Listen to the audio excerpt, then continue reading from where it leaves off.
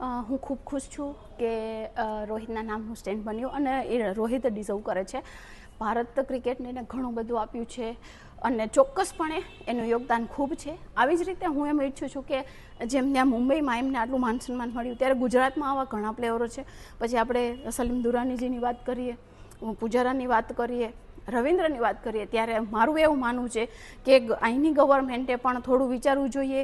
જ્યારે તમે વાત કરો છો કે સ્પોર્ટ્સને પ્રોત્સાહન આપવું છે, તો ઘણા બધા એવા છે કે જે રવિન્દ્રને જોઈને પોતાના માતા પિતાઓએ પોતાના બાળકોને ક્રિકેટ રમવાનું ચાલુ કરાવ્યું છે. અને હાલમાં જ એક કહેવાય કે સોનેરી અક્ષરોમાં લખાયું છે કે ભાઈ 1151 દિવસથી વધારે રવિન્દ્રએ પોતાનું એક નંબર 1 ઓલરાઉન્ડરનું જે ટેગ છે હજી સુધી જાળવી રાખ્યું છે. અને હું આશા કરું કે હજી પણ 50 મહિનાઓ કરતાં પણ વધારે જાય અને એ જાળવી રાખે. તો આવા જ્યારે ખૂબ સારા પ્લેયરો કે ગૌરવના ગુજરાતને ગૌરવ અપાવનારા છે, સૌરાષ્ટ્રનું નામ વધારનારા છે, ત્યારે તેમના માન માટે પણ ગુજરાત ગવર્મેન્ટે કંઈ કરવું જોઈએ.